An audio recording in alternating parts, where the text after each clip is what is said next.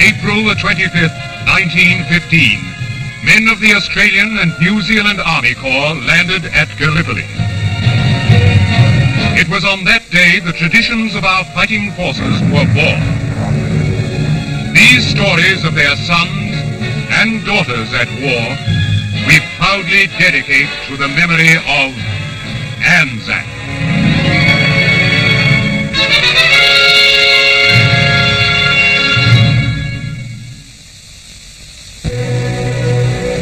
The Australian War Memorial in Canberra houses a famous war veteran, the RAAF Lancaster bomber G for George, with 90 operations over Europe to its credit.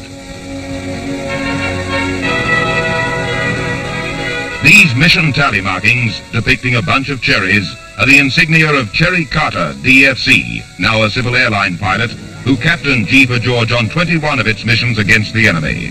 They bring memories thronging back.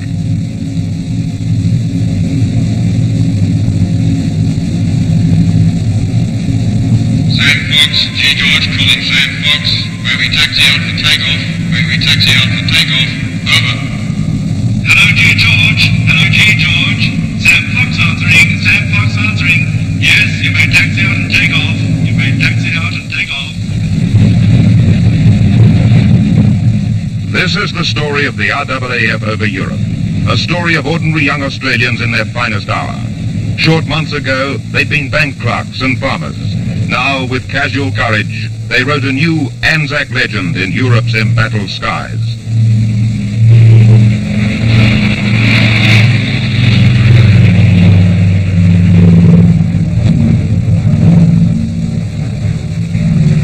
Each mission taxed skill and stretched nerves to the limit.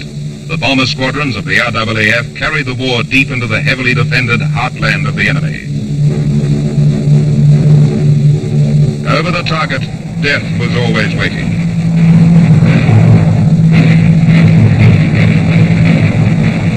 From the ground, searchlights were the eyes of the anti-aircraft guns. From the sky, enemy fighters threatened.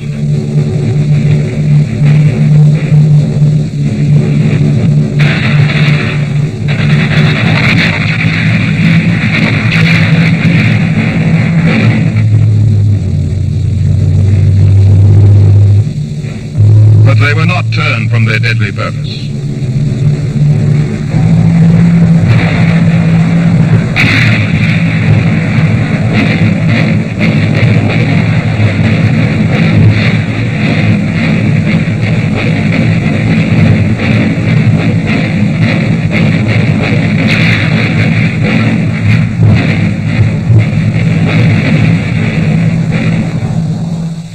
Some were unlucky.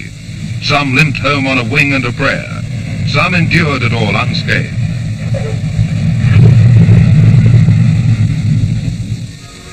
Upon war's end, there were 16,000 Australian airmen serving in Europe. Some of them in the 18 Australian squadrons, thousands more in British squadrons. Between 1939 and 1945, some 35,000 men of the Royal Australian Air Force fought in the European theatre. 6,000 of them died there. To these young men, names on the map came to mean not cities, but targets, dangerous in varying degrees. They won for themselves a shining reputation for bravery and devotion to duty.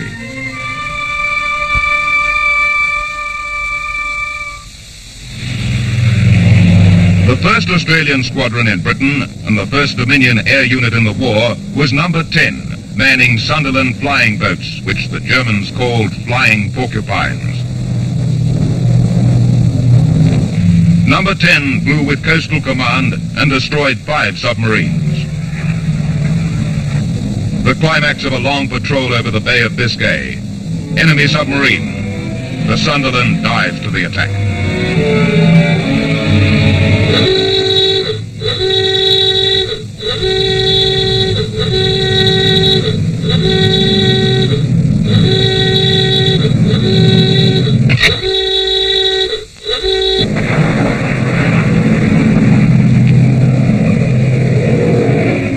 Deadly pattern of 250-pound depth charges seeks them out and blasts the hull of the U-boat.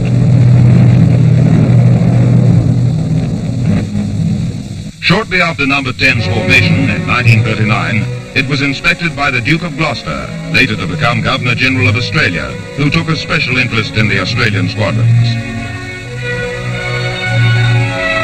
The Prime Minister, Mr. Menzies, also paid Number 10 a visit. What I would like to do while I have you here is to tell you how very glad I am to see you. And indeed I feel that I'm very privileged because I arrived here last night just in time for dinner. And before dinner finished, I arrived just in time to go to the air raid shelter. And ultimately I had the chance of going all around Plymouth, or as far around as we could get, and seeing the results of these operations. And seeing those things not only makes me feel very proud of the people of this country, but it makes me feel very proud to know that there are so many Australians like you who are here giving this country magnificent help at this time. And I want you to regard me not only as exactly the kind of politician you think I am, but as a man who's come along here with a sprig of wattle in his coat to remind you that Australia is tremendously interested in you. Do you know we have a special interest in this squadron? Thank God. But all the same, we do have a special interest because this Number 10 was the first contribution on active service that Australia made to this war. Australian fighter pilots made their name in the Battle of Britain. They fought against overwhelming odds. In 1941, 3 RAAF Spitfire squadrons were formed, including the famous 452 Squadron with Louis Truscott. Every day brought its battles.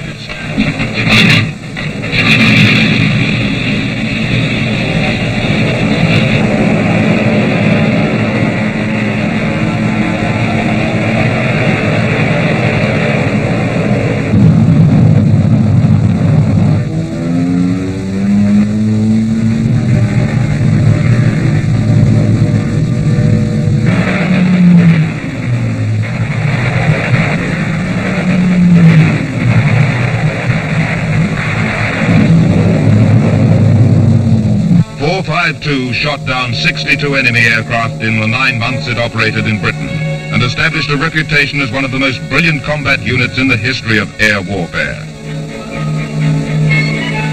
Louis Truscott was leader of B Flight. This was the start of a routine channel patrol. Under Paddy Finucane and Truscott, 452's reputation grew apace.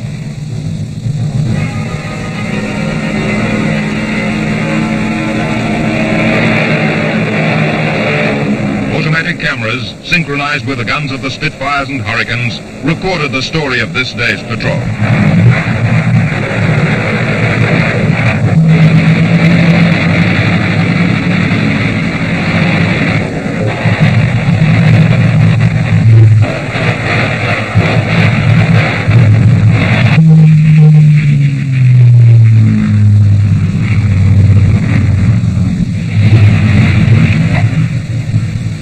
Truscott and his fellow pilots return after a successful sortie. Louis reports with characteristic modesty. Well, about 20,000 feet, I should say. About 10 of them. And went towards them and I got a squirt at one day. Although war had not yet come to the Pacific, recruiting in Australia for the Royal Australian Air Force was stepped up. There was no lack of eager volunteers, for the air war had captured the imagination of young Australia. To Canada went thousands of Australians under the Empire Air Training Scheme. Under this scheme, Australia provided more than 35,000 fully trained aircrew personnel. Pilots, navigators, wireless operators, gunners and engineers trained beside volunteers from every part of the British Commonwealth and Empire. They worked together, these young men from every quarter of the globe, in the comradeship of a common purpose. But first, the pilots' reactions to flight conditions were tested on a synthetic machine on the ground. At last came the day all the embryo pilots awaited with mingled eagerness and trepidation. The first solo flight. It was an anxious business, and an experience no pilot ever forgot. But the good old Harvard trainer was a reliable friend, and rarely failed to get you downstairs again.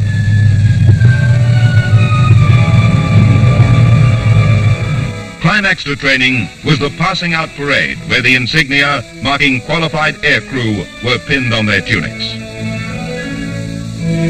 A Canadian group captain pins the brevet on an Australian wireless operator air gunner and on a New Zealander, while the friends they made in Canada watch. An Australian air gunner receives his brevet. Pilot's wings, goal of months of hard training. The bonds of Anzac were forged and hardened on the battlefield, but a jug or two of ale in the mess helped the process along.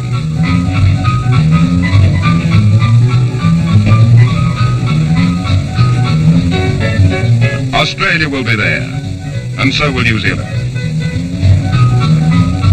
They entrain at Banff on the first leg of the voyage to England and operational duty. Farewell to Canada and its friendly people.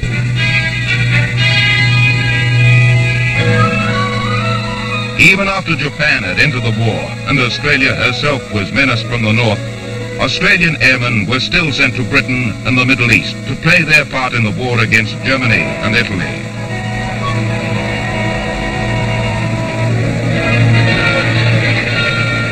It was the beginning of a great adventure, and they faced it with bold hearts and high spirits.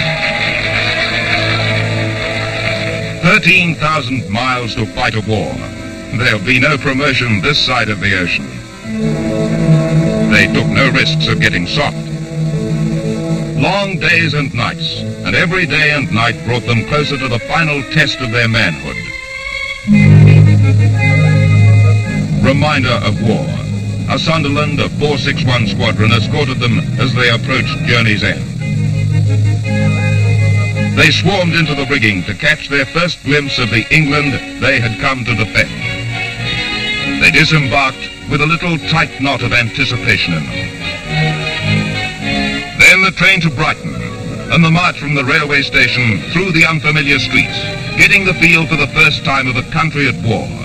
Here they would encounter the mystic symbols which every Australian airman who served in Britain knew, the PDRCs. For these Australians, number 11 Personnel and Dispatch Centre on Brighton Front was their gateway to war.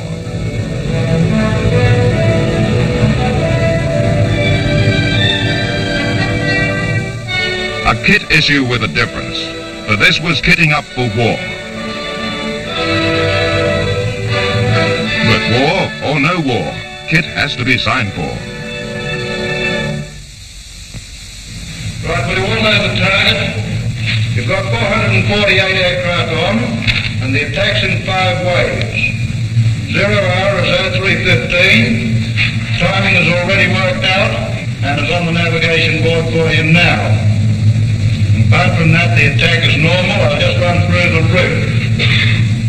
Some of them have been posted to an RAAF squadron flying Wellington bombers, and now they face the ordeal of their first operational flight. In a while, they will be in action. Casualties among operational air crews of Bomber Command were as high as 50%, and it was only natural that these young men should work out the odds against them for a safe return.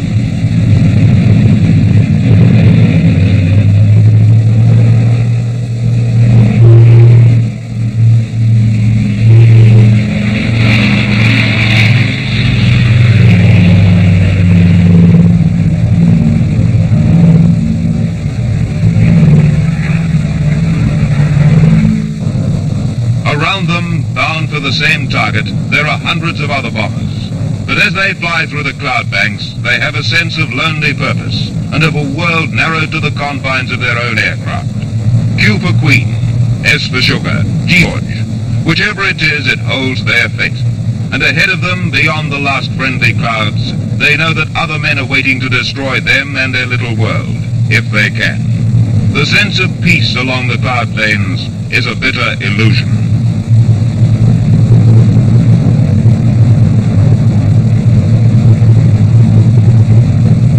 This is the reality.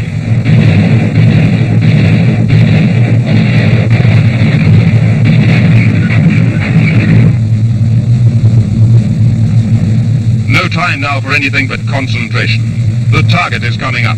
This is the culmination and the justification of the training and the 13,000-mile voyage across the sea.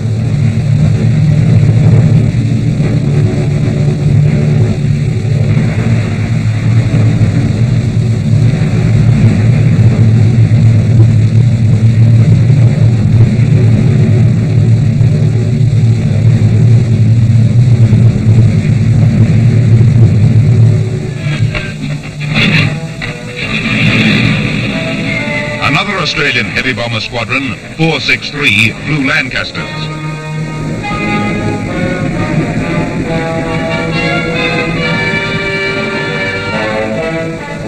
Another round in the aerial struggle over Europe begins. They had dropped their bombs on Italy. They had fought in the long and bitter Battle of Berlin, which cost Bomber Command 800 aircraft, including many Australian bombers and their crews. Now they are going out again.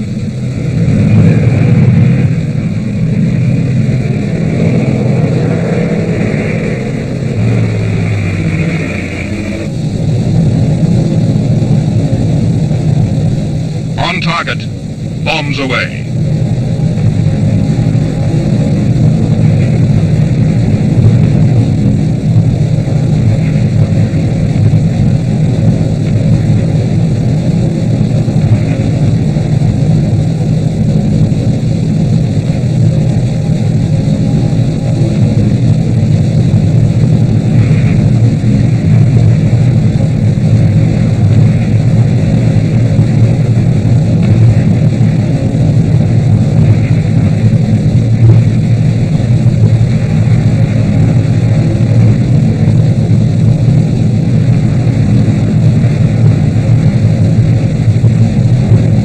This Lancaster has got itself into a dangerous position under its squadron mate's bomb bays.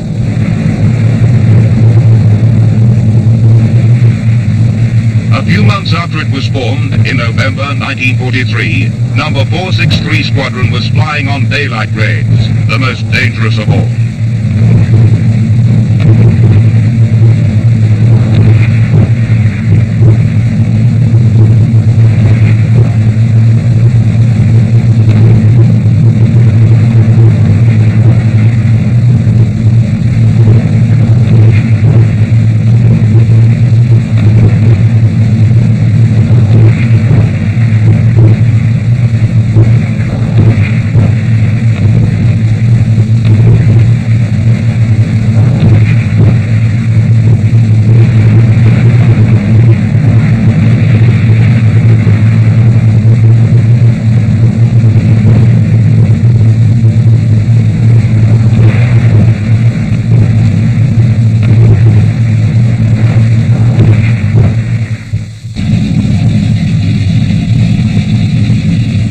Number 464 Squadron, RAAF, won fame flying Mosquitoes, then the fastest bombers in the world.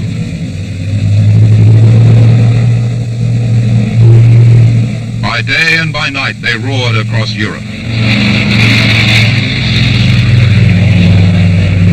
Over the Australian War Memorial at Bel-Air-Bretonner, built by the French people to honor the Australian dead of World War I, fly the Mosquitoes. Their mission? Train busting. Strafing of trains disrupted the movement of German supplies and reinforcements. The great strafe on enemy transport, in which Australian Spitfires as well as Mosquitoes played their part, did much to hamper the enemy's attempt to build up his defenses in the West.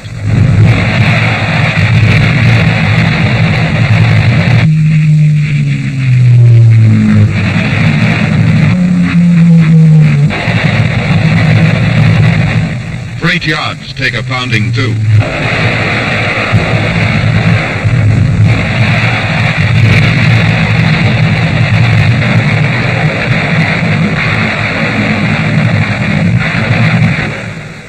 A gasometer offers too good a target of opportunity to pass up.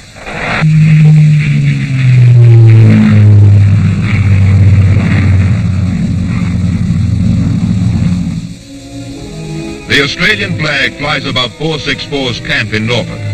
464's most hazardous and dramatic operation was the breaching of the walls of a German prison at Amiens, where 187 members of the French underground awaited execution. The Mosquitoes opened a way of escape, and all but 37 of the condemned men got away unhurt.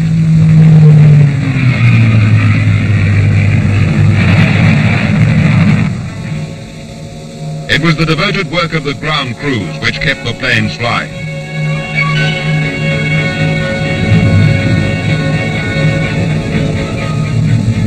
Coastal Command Beaufighters of 455 Squadron destroyed 5 enemy ships, shared in the destruction of 27 others, and damaged 60 more.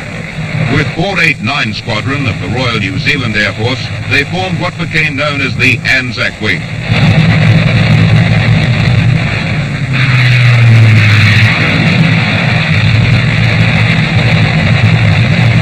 They called them shipbusters. Australians flew in every kind of aircraft. They flew with their own RAAF squadrons, with British squadrons, with New Zealand, Canadian and Rhodesian squadrons. They were ubiquitous.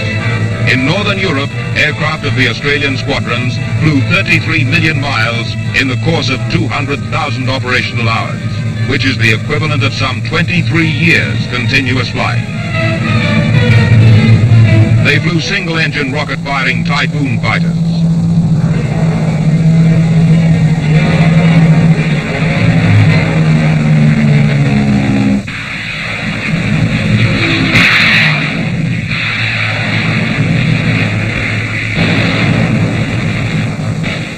They flew Lancasters. They flew Halifax heavy bombers, along with Stirlings and Wellingtons.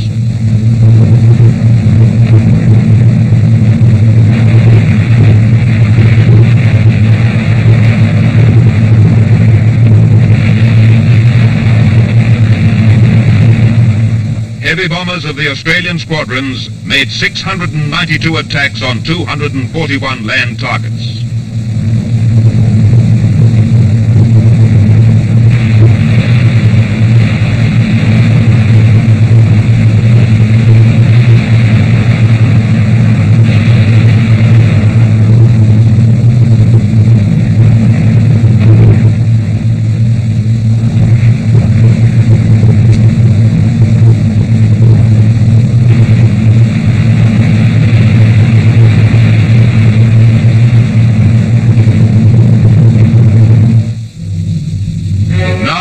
RAAF men and machines returned to the home front.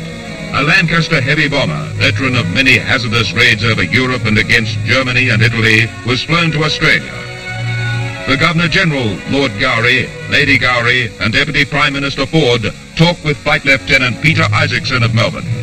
Isaacson speaks for his crew. I can't say how very pleased we are that we're back in Australia. We've flown this aircraft not only from England to Australia, but also from Germany and Italy. We've been in some pretty tough spots in it, but it's never failed yet to bring us through. Its construction is British throughout, and as usual with British things, it's absolutely tops. One of Australia's greatest fighter aces, Clive Killer Caldwell. Although, while I was away, I certainly had quite a number of interesting incidents occur, and in Egypt formed some friendships with fellows there that I shall never forget.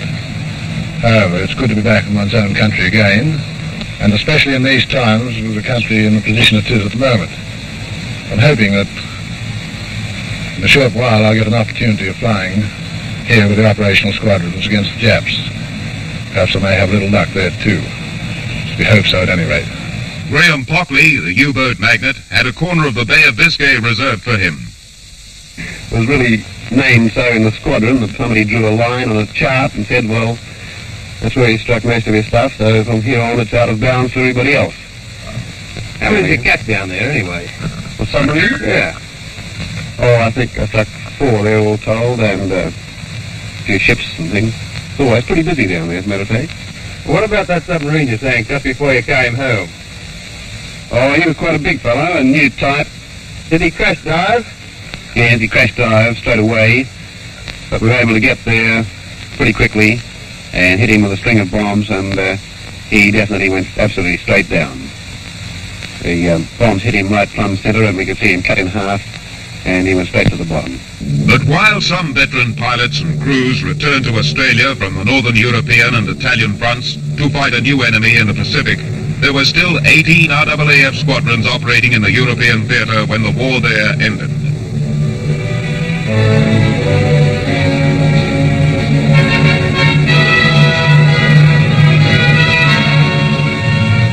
Berlin, the big city, blasted by bombs, gutted by fire. A fitting symbol of the gallant part Australian airmen played in bringing down Hitler and the Nazi tyranny, in rescuing Europe from the rule of terror, in saving Britain from invasion, and in keeping the free world free.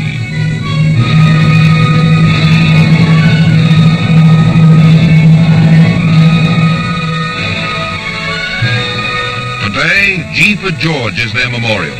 The memory of the planes and the men who wrote the name of Australia in the skies above Europe will endure as long as Australians cherish the Anzac tradition.